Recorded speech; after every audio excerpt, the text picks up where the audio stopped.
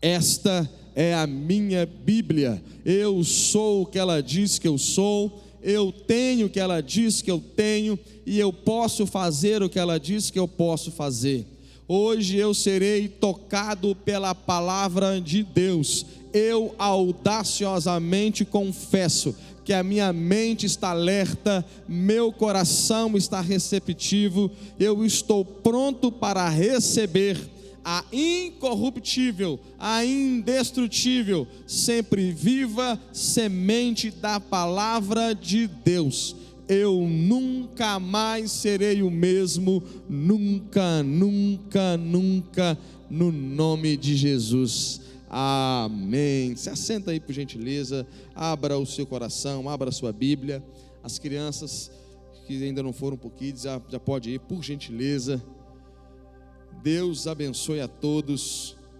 Lucas, Evangelho de Jesus, segundo o relato de Lucas. Evangelho de Jesus, segundo Lucas, capítulo 24.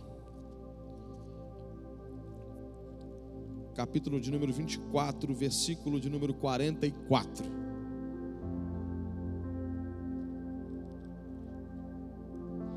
A minha Bíblia está soltando páginas aqui. A Bíblia está soltando pedaços. Mas como diz a frase de Charles Spurgeon, um homem de uma Bíblia em pedaços está com a vida inteira. Lucas 24, 44.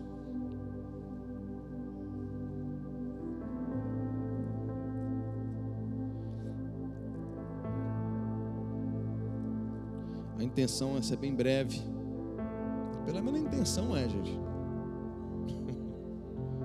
Também a vontade do pregador é de ser rápido, de ser breve. Quem encontrou, diga amém.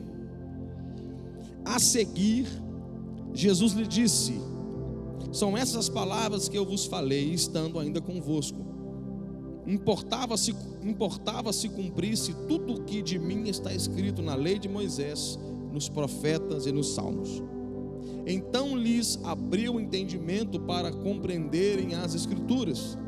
E lhes disse: assim está escrito que o Cristo haveria de padecer e ressuscitar dentre os mortos no terceiro dia, e que em seu nome se pregasse arrependimento para remissão de pecados a todas as nações, começando de Jerusalém. Vós sois testemunhas dessas coisas. Vós sois testemunhas dessas coisas. Eis que envio sobre vós a promessa de meu Pai. Permanecei, pois, na cidade, até que do alto sejais revestidos de poder. Pai, fale conosco. Que esta não seja uma palavra persuasiva de sabedoria humana, mas em demonstração de espírito e poder, para que a fé dos teus filhos não se apoie em sabedoria humana, mas no poder do Senhor. Que o Senhor nos conceda espírito de sabedoria e de revelação no pleno conhecimento do Senhor. Ilumina os olhos do nosso entendimento, assim como no versículo 45 que nós lemos, o Senhor deu, ó Pai, entendimento para que eles compreendessem as Escrituras. Nos dá, ó Pai, entendimento para que possamos compreender as Escrituras, a Tua voz, em nome de Jesus. Quantos creem nisso, digam amém. Meus irmãos, semana passada nós falamos sobre o fogo, sobre buscarmos o fogo, não deixarmos o fogo se apagar. E de alguma forma, meu coração está queimando essa manhã também para falar sobre, não só agora na perspectiva de buscarmos o fogo, mas o que fazer com esse fogo. Jesus agora, se você pegar Lucas 24, vocês percebem que Jesus já havia cumprido a missão do Pai. Todo mundo sabe, hoje um culto de ceia, todo mundo sabe que a missão de Jesus foi vir para a cruz. Todo mundo sabe que Jesus veio e o propósito de Jesus vir foi para a cruz do Calvário. Não havia possibilidade de Jesus não ter ido para a cruz. É por isso que Jesus repreende aquele pensamento de Pedro. Agora, no momento em que Jesus já havia consumado a obra que o Pai havia lhe conferido, que é subir a cruz, resgatar o homem, tornar o caminho de volta para Deus possível, Jesus vai voltar ao Pai e vai deixar uma missão para a igreja. Uma missão para a igreja. E qual é a missão da igreja? Qual era a missão que ele iria deixar para os seus discípulos? Que a igreja, que os discípulos fossem testemunhas dessas coisas. Que coisas? A morte e ressurreição de Jesus. Ele mesmo disse: convinha que se cumprisse o que foi dito pela lei, pelos profetas e pelo Salmo. Ou seja, toda a Bíblia se cumpriu em Jesus, e Jesus foi o cumprimento de toda a lei, toda a profecia e todos os salmos. Aí ele morre na cruz para a remissão dos nossos pecados, ressuscita ao terceiro dia, sobe aos céus e deixa uma missão para nós. Que missão é essa? Sermos testemunhas. Testemunhar isso a outras pessoas. Não só a missão, mas Jesus deixou o poder ou a condição para realizar a missão. Imagine que você chega para alguém, um jovem aqui sem perspectiva, como eram os discípulos. Pega um jovem aqui que veio de família muito simples, não tem o privilégio de estudar nas melhores escolas de promissão. Pega um jovem como esse e fala assim: ó filho, Deus quer te levar para você pregar o evangelho no mundo inteiro, em outras nações. A questão é, qual a possibilidade desse jovem ficar assim: uau, não, eu nasci para isso, eu sempre soube disso. Qual que é a chance de acontecer? Normalmente eles falam assim: não, eu acho que essa palavra errou o endereço. É assim, não é, irmãos? A gente acaba achando que não, eu não sou capaz de fazer isso. Agora Jesus olhou para os discípulos e falaram: vocês vão tocar o mundo conhecido, vocês vão tocar as nações. Pescadores que vão tocar as nações, que vão virar o mundo de cabeça para cima. Vocês que vão tocar reis, vocês vão ver tanta coisa. Mas eu já disponibilizei o poder necessário, a condição necessária para você cumprir aquilo que eu estou te enviando.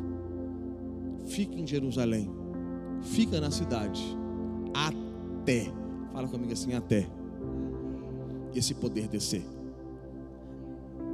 E quando esse poder descer, quando a promessa do Pai vier, vocês serão testemunhas.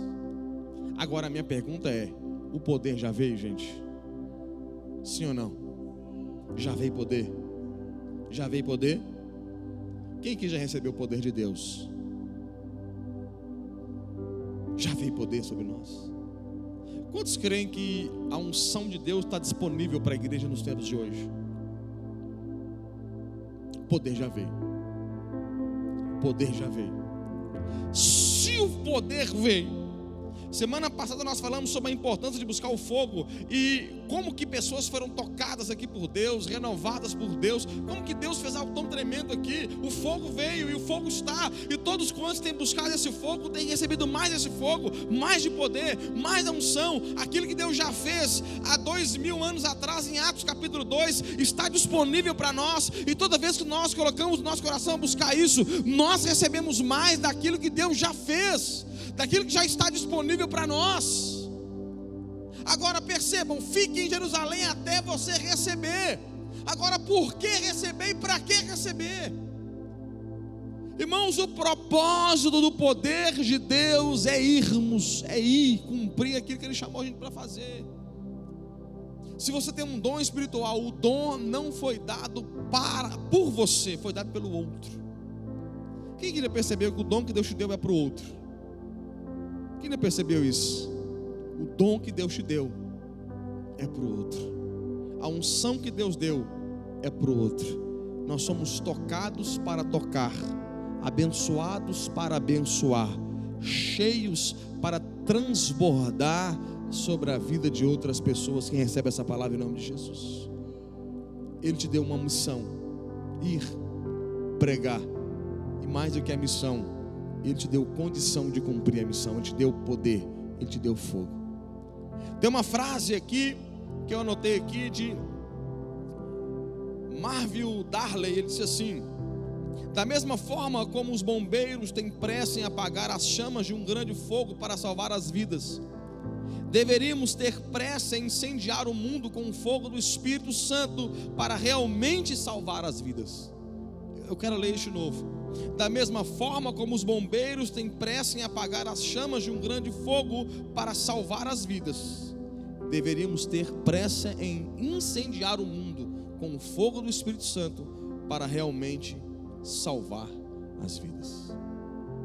Qual tem sido o nosso senso de urgência?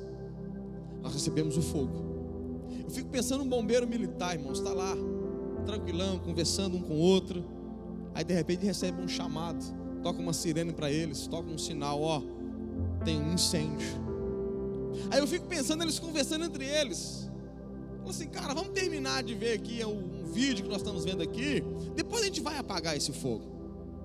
Não, vamos terminar. Nós estávamos falando sobre futebol. Nesse tempo que nós temos aqui agora, estávamos falando sobre futebol. Estávamos falando sobre política.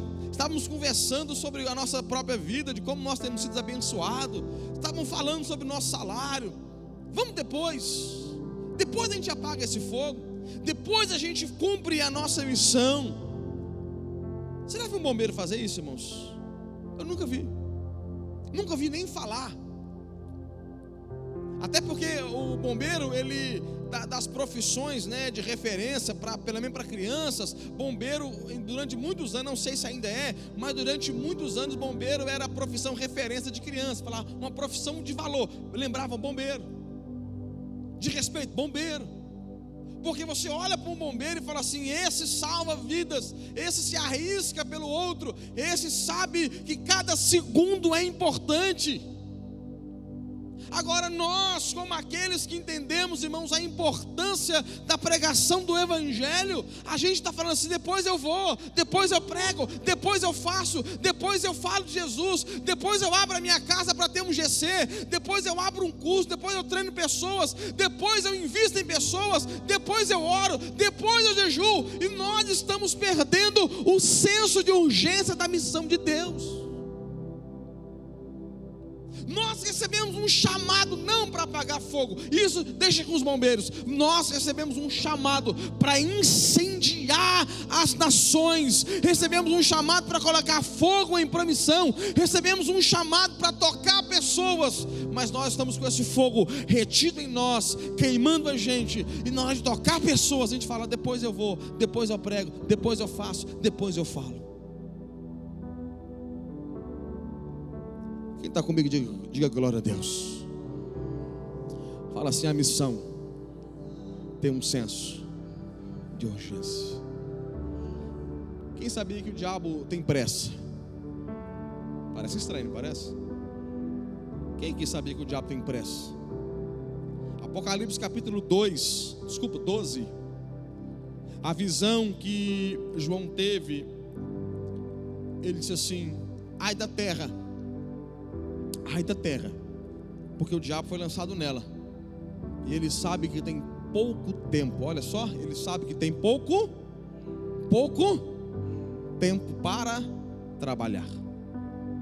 O diabo tem senso de urgência. Jesus tem senso de urgência. No ministério terreno tinha senso de urgência. Se você pegar a sua Bíblia e depois conferir, João, no capítulo de número 5, abre lá, eu esqueci esse texto, não posso citar errado. João, capítulo 5, quero te falar o versículo exato aqui agora. João capítulo 4, ainda bem que eu não citei. João capítulo 4, versículo 32.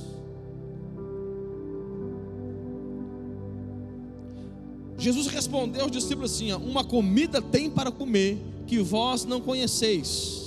Diziam então os discípulos uns aos outros: ter-lhe-ia porventura alguém trazido de comer?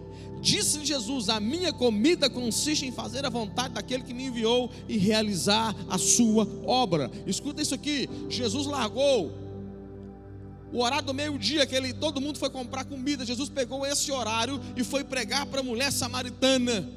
Voltando os discípulos com comida, falou: Jesus, come, está na hora de comer.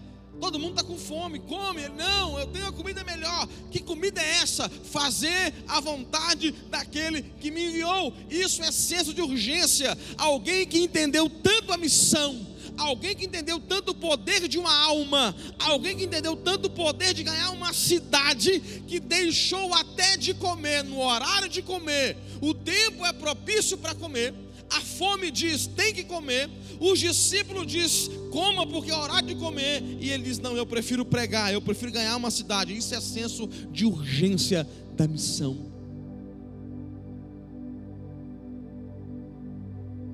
Jesus tem senso de urgência. Senso de urgência. O diabo, senso de urgência. E a igreja e os filhos. Sabe o que eu penso, irmãos? Honestamente falando, nós, estou falando de você não, nós,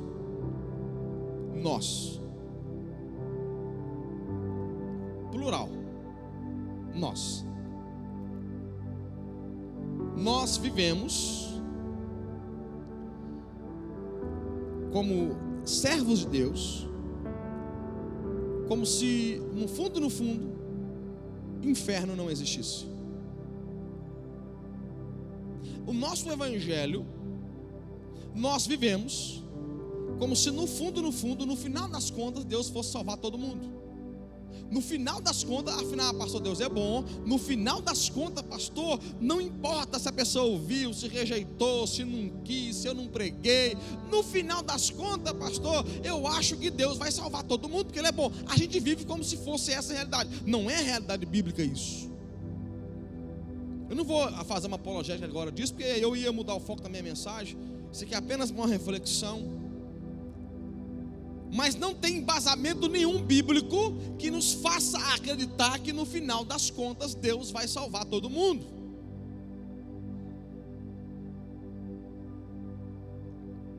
Mas nós vivemos um cristianismo como se Deus fosse salvar todo mundo. Nós vivemos um cristianismo como se inferno, e o próprio Jesus pregou sobre o inferno. Jesus falou claramente sobre o inferno. Jesus nunca deu nome em parábolas de pessoas. A única parábola que ele dá nome, o rico e o Lázaro, foi a parábola que ele conta acerca do inferno, Lucas 16, 19. Mas nós vivemos um cristianismo como se ninguém fosse para o inferno. Nós vivemos o cristianismo como se em promissão ninguém nessa cidade vai para o inferno. Nós vivemos um evangelho como se ninguém nessa cidade fosse morrer sem Jesus e ter que prestar conta dos seus atos a Jesus. Porque quando nós não temos senso de urgência, nós estamos dizendo assim: tanto faz, tanto fez, se eu pregar, preguei, se eu não pregar, não preguei, se morrer sem Jesus, morreu. Nós vivemos assim. Imagina, irmão, se você chega no hospital com o seu filho e o médico não está lá. Aí o seu filho, não vou usar um exemplo de filho, misericórdia, um filho de alguém chega no hospital e o médico não está lá, e esse filho vem a falecer. Aí você fala assim: meu filho morreu por negligência médica. É assim ou não é, irmãos? Morreu por negligência mesmo. O médico deveria estar no hospital e não estava. Aonde estava o médico que não estava no hospital? E negligência e revolta. Mas entenda bem, se tratando do evangelho, muitas pessoas vão padecer por negligência de ministros que não estão pregando o evangelho de Deus. Ou não é Bíblia que eu estou pregando aqui hoje? Muita gente estão. Pastor Márcio Valadão disse uma vez, isso marcou meu coração. Ele falou assim: a pior coisa que pode acontecer é você ir no velório de um amigo ímpio e você não pregou para ele.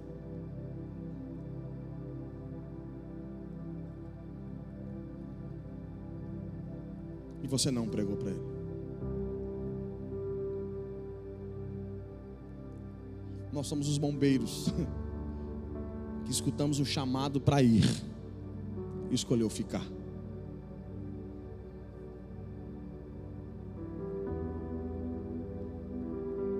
Deixa eu fazer uma pergunta para você.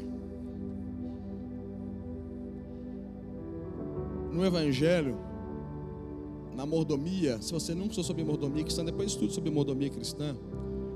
Na mordomia cristã, você é dono de quê? O seu carro é seu? Sua casa é sua? Seus filhos são seus? O seu cônjuge é seu? Olha que poesia de amor que Deus faz linda. Deus disse assim: os bens e a casa, herança do pai. A esposa, claro que Salomão está falando, ele vai falar a esposa, né? Mas aplica aos dois. A esposa prudente é herança de Deus. Então você é homem casado, eu vou falar para os homens, se é para as mulheres, você é homem casado, a sua esposa, na verdade, é herança de Deus para você. Deus te deu como herança, pertence a Deus. Você deve cuidar dela, porque ela não é sua. Eu posso ouvir um amém aqui em nome de Jesus? Os filhos, a Bíblia diz que são flecha na mão do guerreiro. O filho não é nosso, vai ser lançado. A gente não é dono, você mãe, você não é dono nem do que foi gerado no teu ventre, é teu. Nem teu filho é teu. O seu corpo não, meu corpo, o seu corpo não é seu, meu corpo não é meu. 1 Coríntios 6, 18, 19 e 20, o nosso corpo não é nosso. Não é nosso, meu corpo não é meu, ele é templo de Deus, ele pertence a Deus, ele foi comprado por Deus. Os meus bens, né, aquilo que eu acho que eu tenho, não pertence a mim, pertence ao Senhor. Minha mulher não é minha, é do Senhor. Meus filhos não são meus, são do Senhor. O que sobrou para mim? Nada. Nós somos uns pelados. Que Jó entendeu bem disso e falou assim: eu vim nu e vou voltar nu. Paulo pregou sobre isso. Ele falou assim para Timóteo, assim como não temos trazido nada para o mundo, vamos voltar sem nada dele. Agora nós vivemos um cristianismo pensando mais nas coisas que nós recebemos do Senhor para administrar para o Senhor, e esquecemos da única missão que nós recebemos, que é pregar o Evangelho e usar todas essas coisas pelo Evangelho. Vocês estão comigo ou não? Sim ou não? Pastor, dá um exemplo. Vou dar. Se você ficar rico amanhã, milionário, o que o reino ganha? Que promissão ganharia se você amanhã ficasse milionário?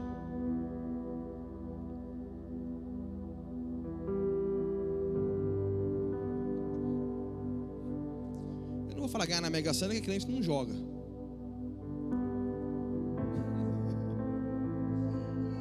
Crente não joga.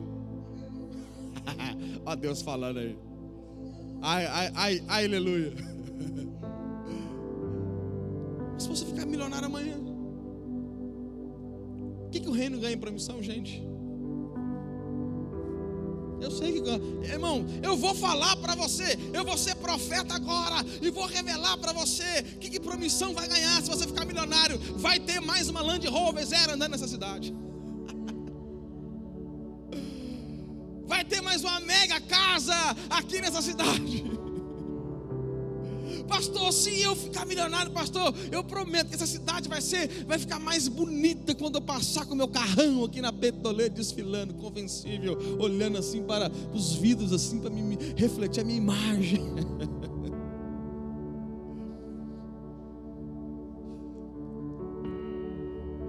Eu estou igual o Charles Chaplin agora, estou fazendo brincadeira séria.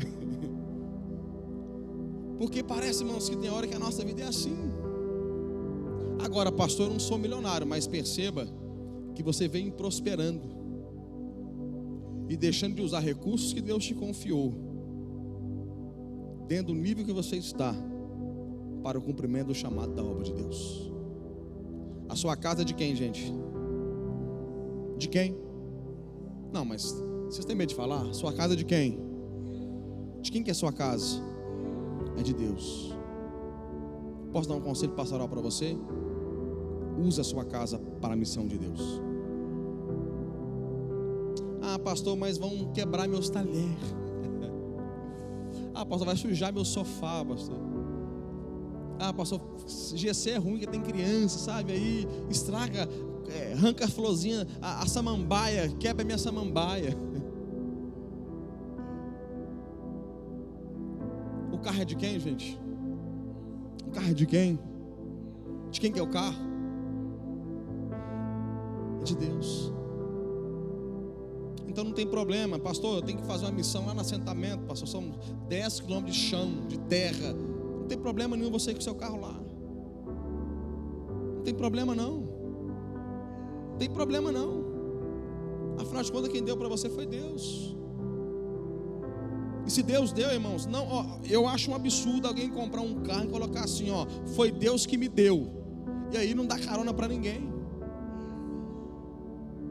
Porque Deus não dá nada sem propósito, gente. Deus não dá nada para propósito, sem propósito. Agora quer ver uma igreja que vai tocar a promissão? É uma igreja que entendeu o senso de urgência. Fala comigo, senso de urgência. Fala, senso de urgência. Uma igreja que vive, olha só, que vive entendendo que tudo é de Deus. Fala assim, tudo é de Deus. Sabe que junta essas duas coisas,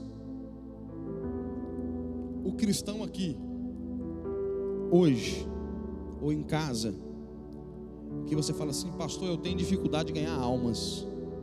Você hoje, se você juntar essas duas coisas, pegar o recurso que Deus te deu, eu falei financeiro, mas tem recurso intelectual, tem tanto recurso, o recurso que Deus te deu, juntar com senso de urgência, você vai virar um maior ganhador de alma dessa cidade.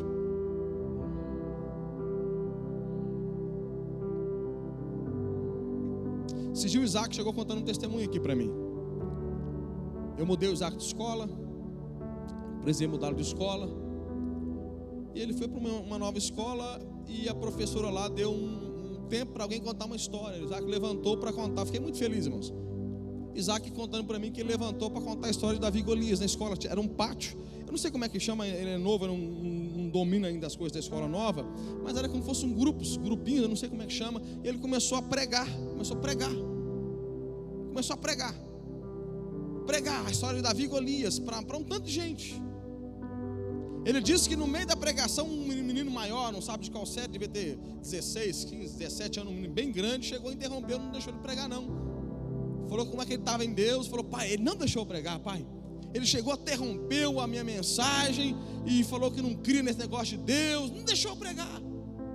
Mas depois eu fui lá e falei para ele, fui conversando de Deus para ele, e falei para ele vir que neguei no cu de sábado e conversar com o Dani, que o Dani vai ensinar a Bíblia para ele. Aí eu fiquei feliz de ouvir aquilo de uma criança de 12 para 13 anos. Ao mesmo tempo eu pensei, cara, que desafio de você falar hoje Jesus numa escola. Mas irmãos, percebam isso.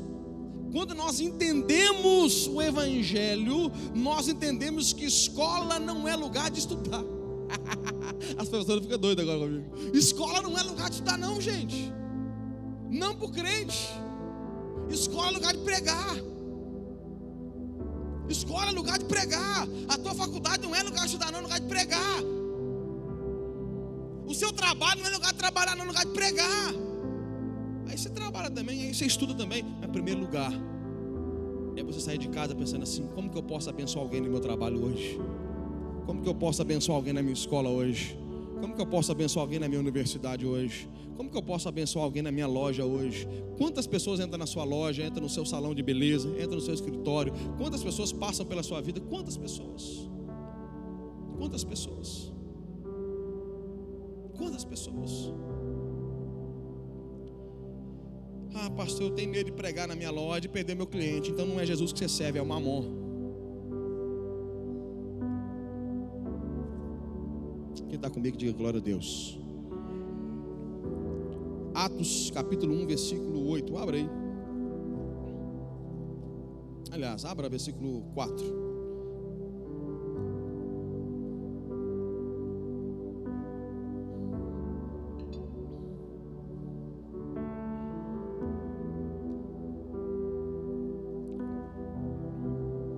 Jesus, Atos capítulo 1, versículo 4. E comendo com eles, determinou-lhes que não se assentassem em Jerusalém, mas que esperassem a promessa do Pai, o qual disse ele: de mim ouvistes. Porque João, na verdade, batizou com água, mas vós sereis batizados com o Espírito Santo, não muito depois desses dias. Então os que estavam reunidos lhes perguntaram: Senhor, será que este é o tempo em que restaurará o reino de Israel? Respondeu-lhes: não vos compete conhecer tempos ou épocas que o Pai reservou pela sua exclusiva autoridade, mas recebereis poder ao descer sobre vós o Espírito Santo, e sereis minhas testemunhas, tanto em Jerusalém, como em toda a Judeia e Samaria e até promissão. Então, irmãos, quando nós entendemos isso aqui, há uma pergunta que os apóstolos estão fazendo. Versículo 8 fala de poder, versículo 7 e 8 fala de poder, versículo 4 e 5 fala de poder. No meio, versículo 6, há uma pergunta: quando é que o Senhor vai restaurar o reino de Israel? Ou seja, Senhor, o Senhor está falando de poder, mas quando é que Israel vai sair debaixo da cobertura de Roma? Eles estavam pensando no reino físico. Fala comigo assim: reino físico. Fala, reino físico. Sabe a resposta de Jesus? Posso parafrasear aqui, irmãos? Aquele não te compete saber, não te interessa. Quando é que, afinal de contas, o Senhor vai vir com o seu poder e vai destruir, derrubar o César, o Império Romano, vai estabelecer Israel? Te interessa não, fião. Não interessa saber não. Agora, sabe o que te interessa?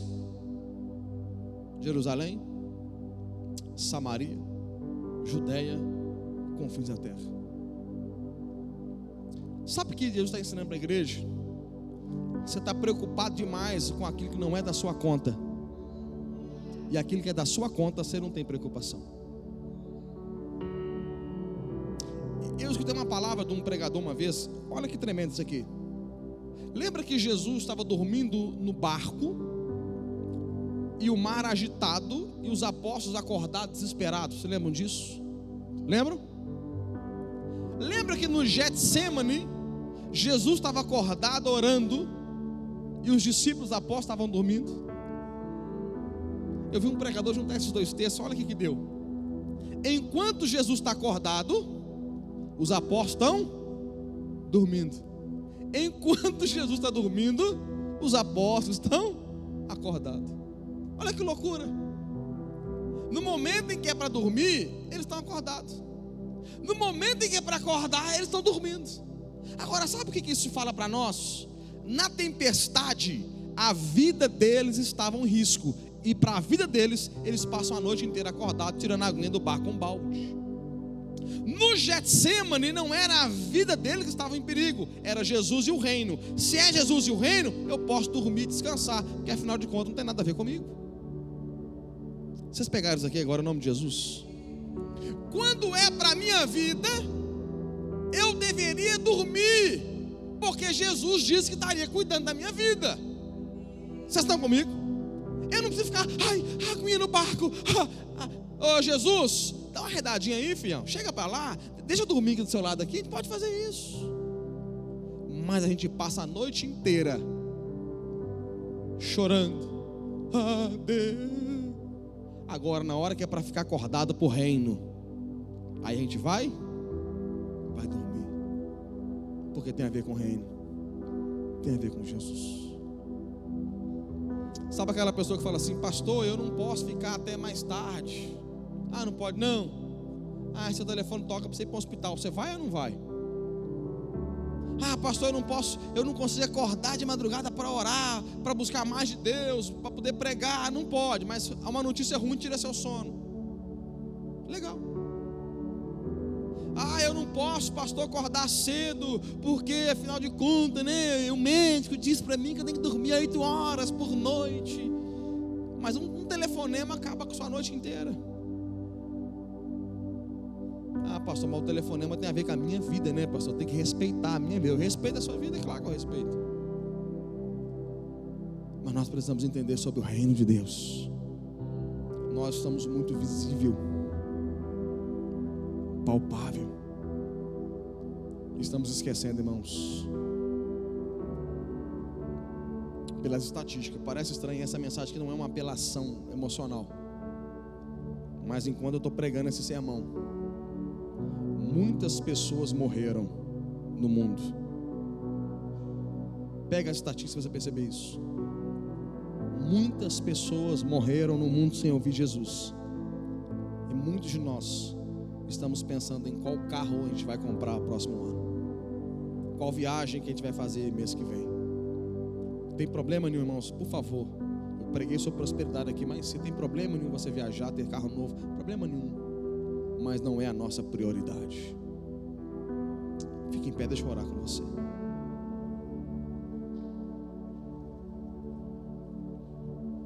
Queria convidar os amados diáconos, por favor, para trazer aqui os elementos da ceia.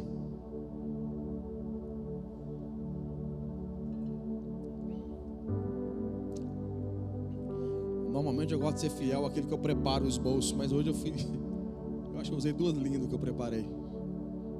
Mas foi um clamor de Deus para o seu coração. Mas foi uma inspiração mesmo para você. Quando nós olhamos para a nossa vida, irmão, nós precisamos dar mais frutos. Sabe uma coisa que eu tenho aprendido? Se você quiser dar frutos, Deus vai colocar pessoas para você abençoá-las. Deixa eu contar um testemunho para vocês aqui. A Tula viu isso, eu contei para alguns irmãos, mostrei para alguns irmãos aqui no curso de casados. Eu estava anteontem, não foi quinta-feira, mais precisamente, quinta-feira. Eu estava na minha casa, deitei na minha cama, peguei o Instagram, comecei a mexer. Me deu uma vontade muito forte de assistir uma live de uma pessoa, um irmão que fala sobre finanças. Eu cliquei para ver, mas muito tempo que eu não via, comecei a ver aquilo, uma vontade muito forte. Comecei a ver aquela falando sobre dinheiro, finanças, eu aprendendo algumas coisas da vida prática.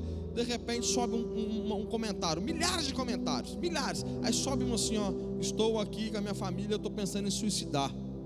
Na hora eu cliquei e segui para eu ir atrás da pessoa. Peguei e falei: eu sou pastor, creio que Deus está me enviando até você agora.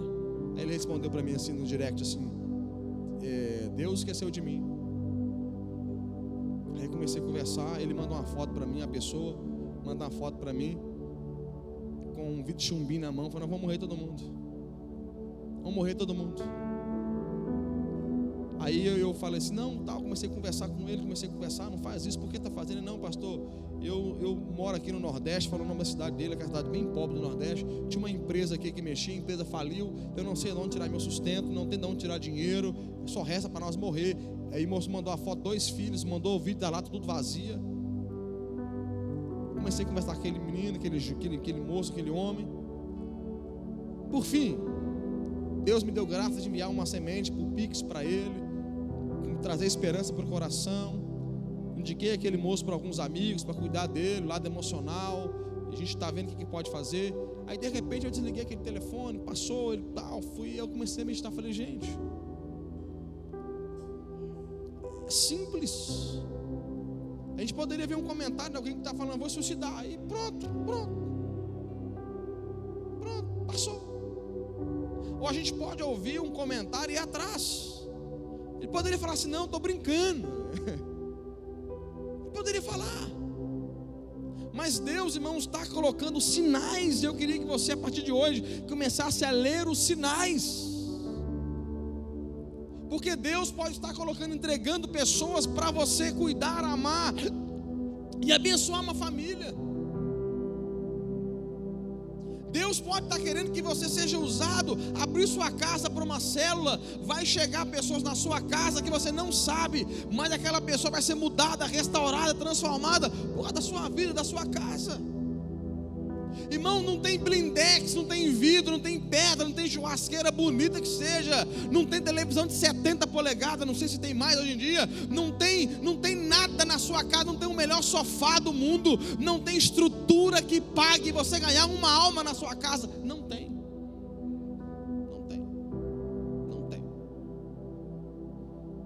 Então Deus nos chamou para uma missão, e eu queria orar. Pai,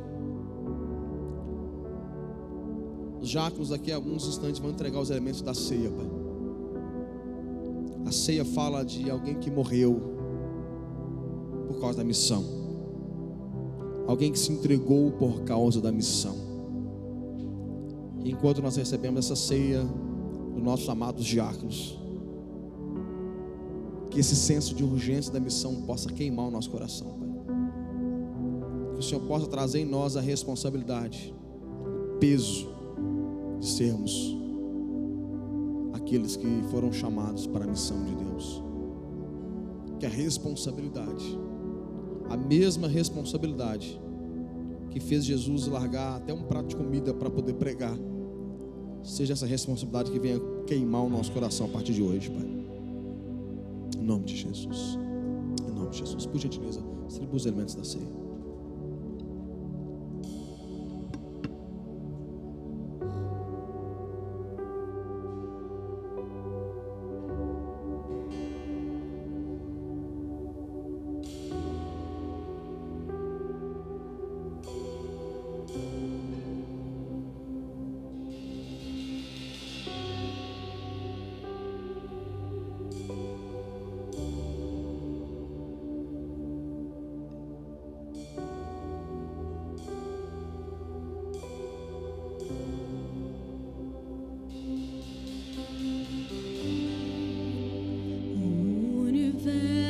Chora, o sol se apagou, ali estava morto o Salvador, seu corpo lá na cruz, o sangue derramou, o peso do pecado ele levou.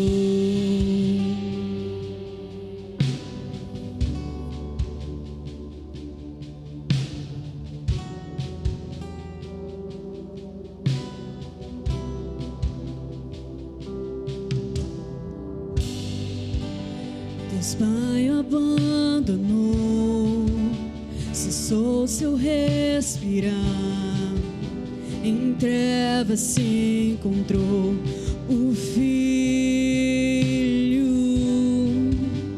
A guerra começou, a morte enfrentou, todo o poder das trevas vencido foi.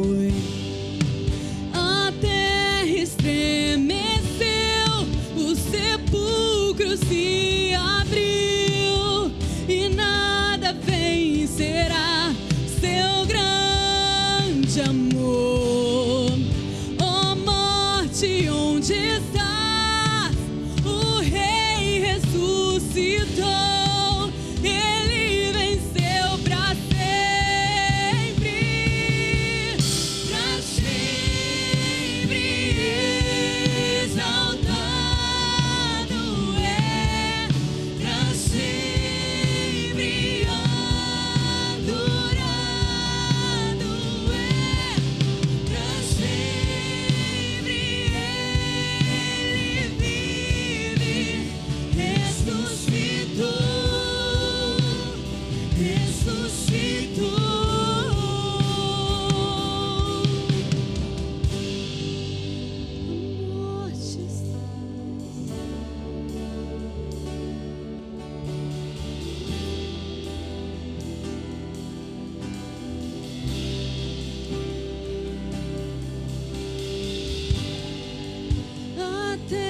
Estremeceu, sepulcro se abriu e nada vencerá seu grande amor. Ó morte, onde está? O Rei ressuscitou. Ele venceu para sempre,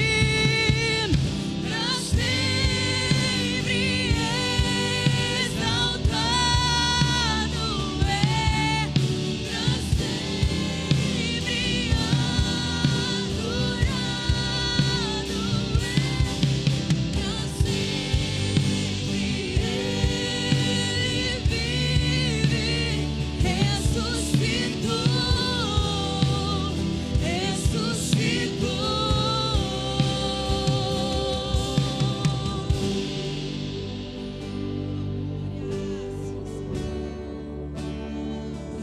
Primeira de Coríntios, capítulo 11, versículo 23. Porque eu recebi do Senhor o que também vos entreguei. O que Paulo está dizendo é: o que eu entrego é o que eu recebo. Eu estou recebendo e eu estou entregando. O nosso chamado, irmãos, quando eu olho para a ceia, ceia é o nosso momento de mais intimidade com Deus. Sabe o que Deus tem chamado você para fazer? Entregar o que você recebeu. Da mesma forma que você recebe o cálice e o pão, entregue a outro. Mas o que é isso? Aqui em Corinto, Paulo plantou uma igreja em Corinto. Depois Paulo está celebrando a ceia com os irmãos de Corinto. Esses irmãos jamais ceariam com Jesus se não fosse o ministério de Paulo. Sabe o que Deus quer fazer com você? Quer que você entregue, assim como você recebeu. Assim como um dia alguém pregou para você e você pode estar aqui essa manhã, pregue para outros. Se revolte com essas cadeiras vazias, pregue para outros. Traga pessoas para poder cear com Jesus. Porque eu recebi do Senhor que também vos entreguei, que o Senhor Jesus, na noite que foi traído, tomou o pão e, tendo dado graças, o partiu e disse: isso é o meu corpo que é dado por vós. Ou seja, não foi só Paulo que entregou algo aos irmãos de Coríntios, Jesus entregou também.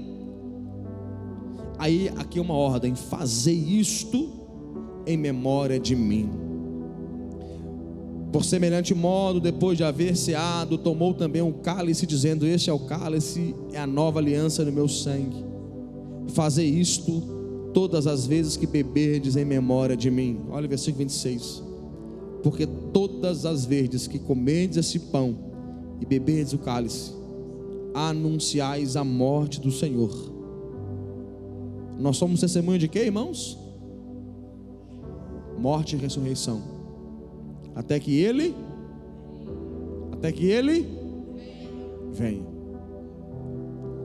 Alguém fala assim: pastor, a pandemia é um sinal da vinda de Jesus? Claro. Alguém fala: pastor, a guerra e rumores de guerra, Rússia, Ucrânia, é sinais da volta de Jesus? Claro. Mas sabe qual é o maior sinal da volta de Jesus? Pregação do Evangelho. É por isso que 2 Pedro 3 diz que nós estamos aguardando e apressando a volta dele.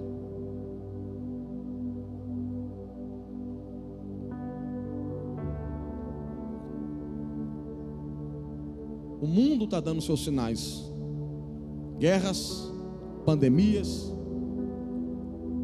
frieza. Agora sabe qual é o sinal que ele deu maior de todos? Ele entregou na sua mão a igreja, anunciando o Evangelho do Reino. Ter um cálice e um pão desse nas mãos, irmãos, é um peso também de responsabilidade, de entender que o evangelho que custou tudo para Jesus não pode não custar nada para nós. O evangelho que custou tudo para Jesus não pode ser de graça para nós. Não confunda pela graça com de graça. Se custou tudo para Ele, tem que custar alguma coisa para nós. Todos juntos, comamos o pão e bebamos do cálice.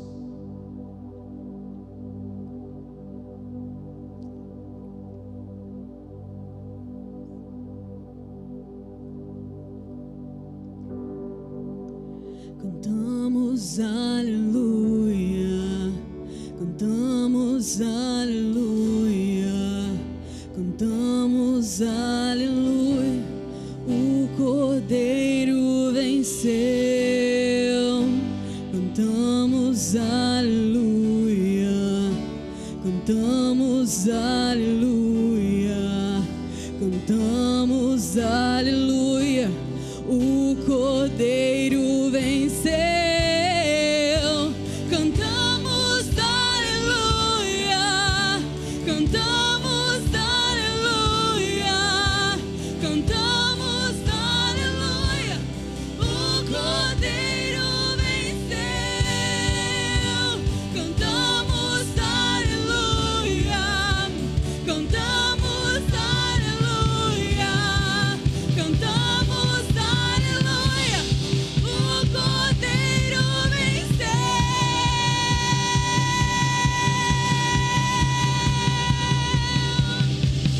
Pra sempre exaltado é, pra sempre adorado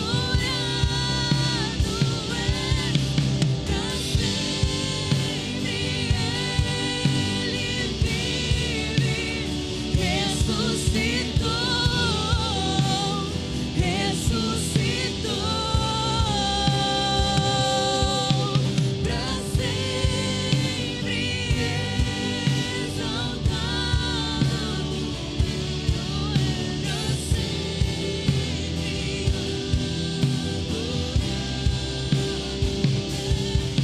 pra sempre Ele vive, ressuscitou, ressuscitou. Que a graça do Senhor Deus o Pai, a comunhão do Filho, a consolação do Espírito seja sobre a sua vida, em nome de Jesus. Vá em paz, boa semana. Quando você passar pelaquela porta de saída, você estará entrando no seu campo missionário. Deus abençoe.